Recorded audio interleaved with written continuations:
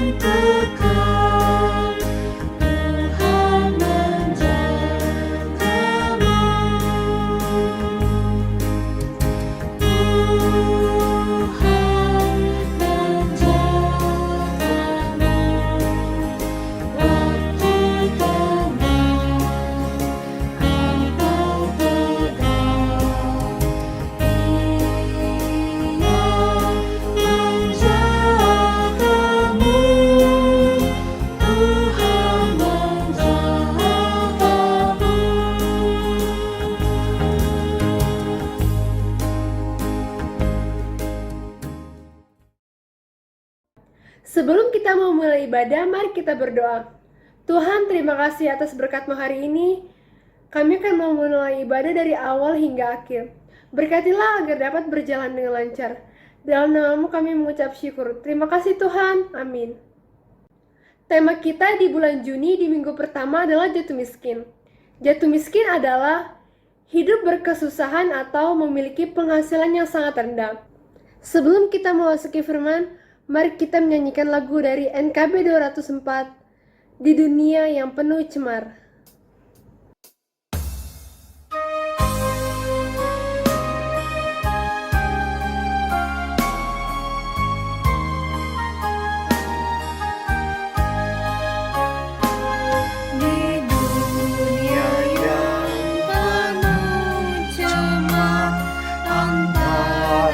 Sesamamu, hiduplah saleh dan benar, nyatakan Yesus dalammu, nyatakan Yesus dalammu, nyatakan Yesus dalammu, sampaikan firman dengan hati teguh, nyatakan Yesus dalammu.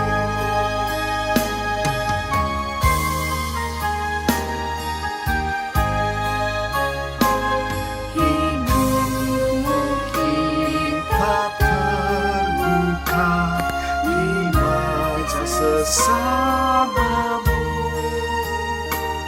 Apakah tiap pembacanya melihat Yesus dalammu? Nyatakan Yesus dalammu, Yesus dalammu, sampai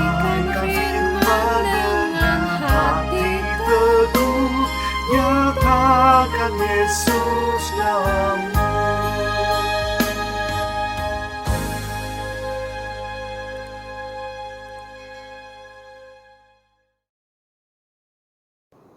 Mari saudara kita masuk di dalam doa. Bapa yang Maha Kasih, mengucap syukur pada minggu ini bersama dengan remajamu di rumah masing-masing, kami hendak mendengarkan firman Tuhan. Karena itu perkenankanlah Roh Kudus yang sudah ada dan hadir di dalam hati kami satu persatu menjadi pandu bagi kami untuk menolong kami akan firman Allah dan melakukan firman dalam hidup sehari-hari. Bersabdalah ya Bapa, kami siap untuk mendengarkan. Amin. Remaja yang dikasih Tuhan, salam sehat untuk kita semua. Bacaan kita sesuai tema yaitu jatuh miskin diambil dari Imamat pasalnya yang ke-25 ayatnya ke-35 hingga 46. Saya akan membacakan, remaja silahkan membaca dengan Alkitab atau Alkitab masing-masing. Apabila saudaramu jatuh miskin sehingga tidak sanggup bertahan di antaramu, maka engkau harus menyokong dia sebagai orang asing dan pendatang, supaya ia dapat hidup di antaramu. Janganlah engkau mengambil bunga uang atau riba daripadanya, melainkan engkau harus takut akan Allahmu, supaya saudaramu dapat hidup di antaramu. Janganlah engkau memberi uangmu kepadanya dengan meminta bunga. Juga makananmu janganlah kau belikan dengan meminta riba. Akulah Tuhan Allahmu yang membawa kamu keluar dari tanah Mesir, untuk memberikan kepadamu tanah Kanaan, supaya aku menjadi Allahmu. Apabila saudaramu jatuh miskin di antaramu, sehingga menyerahkan dirinya kepadamu, maka janganlah memperbudak dia. Sebagai orang upahan dan sebagai pendatang, ia harus tinggal di antaramu, sampai kepada tahun Yobel, ia harus bekerja padamu. Kemudian ia harus diizinkan keluar daripadamu, ia bersama-sama anak-anaknya, lalu pulang kembali kepada kaumnya, dan ia boleh pulang ke tanah milik nenek moyangnya. Karena mereka itu hamba-hambaku, yang kubawa keluar dari tanah Mesir. Janganlah mereka itu dijual secara orang menjual budak. Janganlah engkau memerintah dia dengan kejam, melainkan engkau harus takut akan Allahmu, tetapi budakmu, laki-laki atau perempuan, yang boleh kau miliki adalah dari antara bangsa-bangsa yang di sekelilingmu. Hanya dari antara mereka lah kamu boleh membeli budak laki-laki dan perempuan. Juga dari antara anak-anak pendatang yang tinggal di antaramu, boleh kamu membelinya, dan dari antara kaum mereka yang tinggal di antaramu, yang dilahirkan di negerimu. Orang-orang itu boleh menjadi milikmu. Kamu harus membagikan mereka sebagai milik pusaka kepada anak-anakmu yang kemudian, supaya diwarisi sebagai milik. Kamu harus memperbudakkan mereka untuk selama-lamanya. Tetapi saudara-saudaramu, orang-orang Israel, janganlah memerintah dengan kejam satu sama yang lain. Demikian firman Tuhan. Yang berbahagia adalah mereka yang mendengarkan dan melakukannya. Haleluya. Remaja yang dikasih Tuhan, bacaan kita tadi adalah bacaan dalam situasi ribuan tahun lalu, di mana dalam situasi itu perbudakan masih ada. Zaman sekarang sudah tidak ada dan kita tidak mengenalnya, karena satu sama lain memiliki hak. Kita memiliki hak asasi. Setiap orang memiliki hak asasi. Nah, kenapa sampai ada sistem perbudakan? Nah, ini cerita masa lalu nih ya. Jadi setiap orang kaya di sana membutuhkan manusia untuk jadi budak. Tapi zaman hari ini atau zaman sekarang ini susah sekali. Kenapa? Karena orang-orang memiliki kebebasannya. Jadi sistem perbudakan ini memang sudah bukan zamannya. Nah, kalau kita melihat sistem perbudakan sekarang, ini bukan untuk membuat kita nantinya memiliki sistem budak lagi, tidak. Tapi mau melihat apa yang Tuhan perintahkan di dalam sebuah sistem perbudakan itu. Kasih Tuhan bagi orang-orang yang jatuh miskin, sesuai tema kita hari ini. Nah, bagi kita ada dua jenis kemiskinan, standar kemiskinan. Pertama adalah orang miskin harta. Ini masih bisa diperbaiki. Orang miskin harta karena terkena bencana alam, karena terlahir dari keluarga yang mungkin pada saat itu belum memiliki pendidikan yang memadai atau kurang pendidikannya. Atau dia terlahir ketika situasi tsunami misalkan, sehingga orang tuanya harus meninggal, menjadi yatim piatu dan sebagainya. Miskin yang kedua yang perlu kita ketahui adalah miskin mental. Ini bahaya. Kenapa? Kalau miskin harta, kita bisa bekerja keras, belajar, mendapatkan harta, dan kemudian kita bisa memiliki kehidupan lebih baik. Kalau miskin mental, ini perlu betul-betul diubah. Karena miskin mental inilah yang menjadi awal mula dari perbudakan itu sendiri. Nah, mari kita melihat bagaimana Tuhan meminta kita untuk menjadi orang yang memiliki keramahan, hospitality, rasa kekeluargaan. Namun kita juga memiliki mercifully, yaitu memiliki belas kasih terhadap orang-orang dalam golongan yang tadi. Tidak memiliki harta benda karena kecelakaan, karena orang tua meninggal, menjadi yatim piatu, menjadi orang yang akhirnya tidak memiliki apapun di tengah dunia ini. Karena itu, ketika ada orang-orang yang karena bencana alam dan sebagainya, yang karena tadi kecelakaan dan sebagainya menjadi miskin, maka kita, saudara-saudara sebagai umat Kristen, remaja juga diajak untuk melihat seperti apa kemiskinan yang dia miliki. Nah, ada dua kategori di sini. Yang pertama adalah ketika saudaramu jatuh miskin, Tuhan memerintahkan supaya orang yang tidak bertahan karena tidak memiliki uang ini kita sokong. Dia bagaikan orang asing atau pendatang. Artinya adalah dalam kehidupan orang Yahudi, ketika ada orang asing menginap di rumahnya, maka dia akan mendapatkan selimut, makanan yang nyaman, mendapatkan minuman, dan dia akan terus-menerus ditolong. Nah, pertolongan seperti inilah yang Tuhan harapkan ketika seseorang betul-betul jatuh miskin dan tidak sanggup melakukan apapun untuk 1 bulan pertama, 2 bulan pertama, 3 bulan pertama. Nah, selanjutnya tentu kita akan melihat orang tersebut bagaimana menolong, memampukan untuk bangkit dari kemiskinan.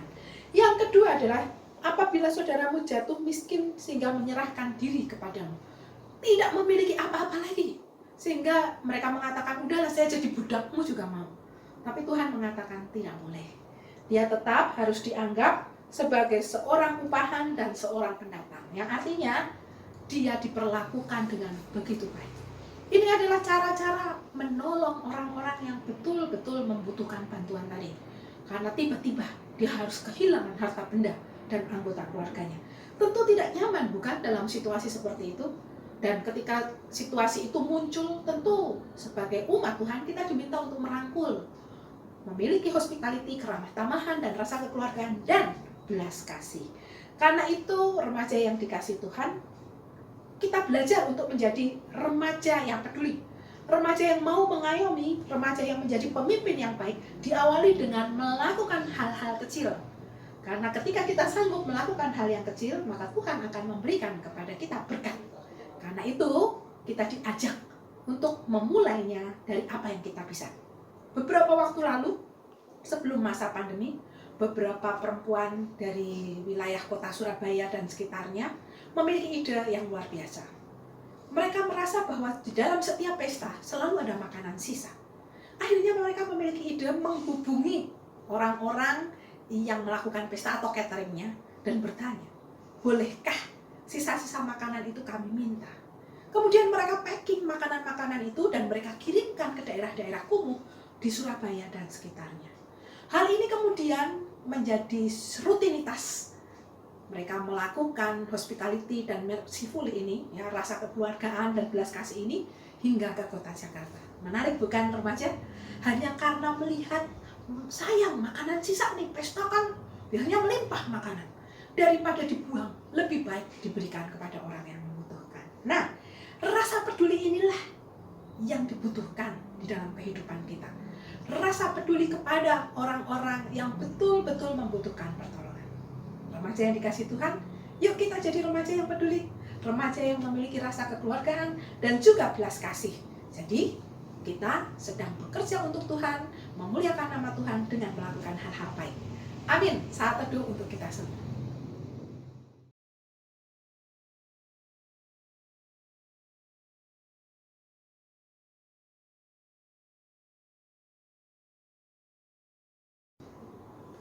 Mari remaja, kita akan masuk di dalam doa syafaat.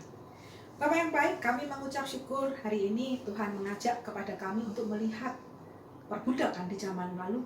Hal-hal yang baik di tengah perbudakan, yaitu Allah yang memiliki belas kasih dan rasa kekeluargaan yang luar biasa.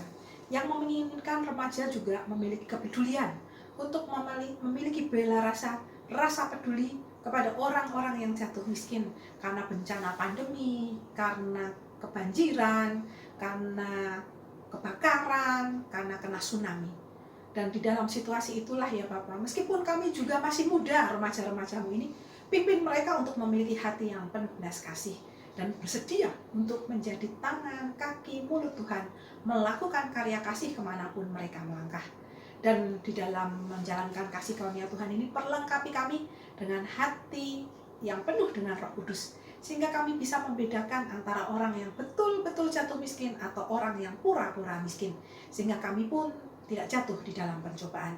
Bapak yang baik, bersama pergumulan remaja dalam kenaikan kelas, mencari sekolah baru, kiranya Tuhan mampukan mereka dan orang tua untuk boleh melakukan diskusi yang baik, mencari sekolah yang terbaik, pendidikan yang terbaik di dalam situasi pandemi ini untuk masa depan yang lebih baik. Berkati juga orang tua supaya mereka lebih sabar dan lebih bisa untuk mengendalikan diri dalam rangka berkomunikasi dengan anak-anak yang masih muda. Dan remajamu ini sebagai anak-anak yang dikasihi Tuhan juga boleh menjadi remaja yang mendengarkan firman Allah, mendengarkan suara orang tua, sehingga mereka diberkati dan mereka boleh menjadi pelajar yang penuh berkat. Inilah doa kami ya Bapa yang kami naikkan dengan penuh syukur dan permohonan di dalam Kristus Yesus yang mengajar kami berdoa. Bapa kami yang ada di surga, dikuduskanlah namamu, datanglah kerajaanmu, jadilah kehendak-mu di bumi seperti di surga. Berikanlah kami pada hari ini makanan kami yang secukupnya. Ampunilah kami akan kesalahan kami, seperti kami juga mengampuni orang yang bersalah kepada kami. Dan janganlah membawa kami dalam pencobaan, tapi lepaskanlah kami dari yang jahat. Karena Engkau yang punya kerajaan dan kuasa dan kemuliaan sampai selama-lamanya. Amin. Sudah waktunya kita memberikan persembahan. Persembahan bisa juga diberikan melalui orang tua, atau juga bisa langsung ke pastori gereja.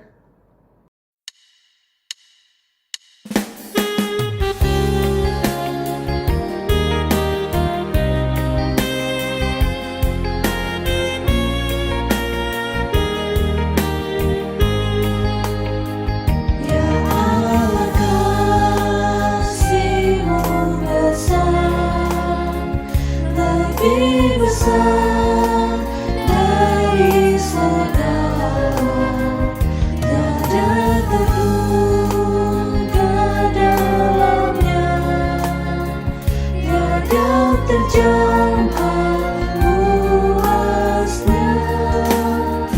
Ya Yesus, kasih-Mu besar, lebih besar dari segala,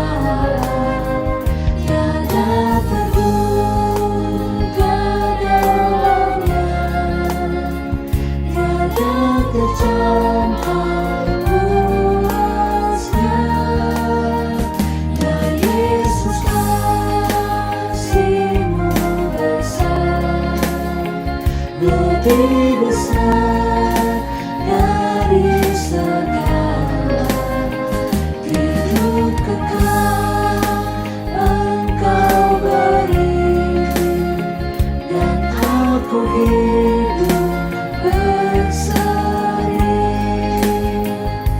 Dalam doa aku bersyukur atas limpah kasih-Mu.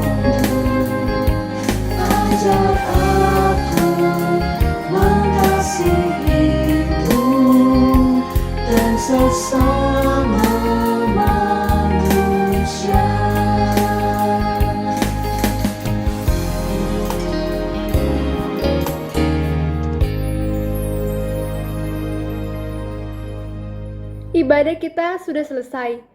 Sampai bertemu di lain waktu. Dadah!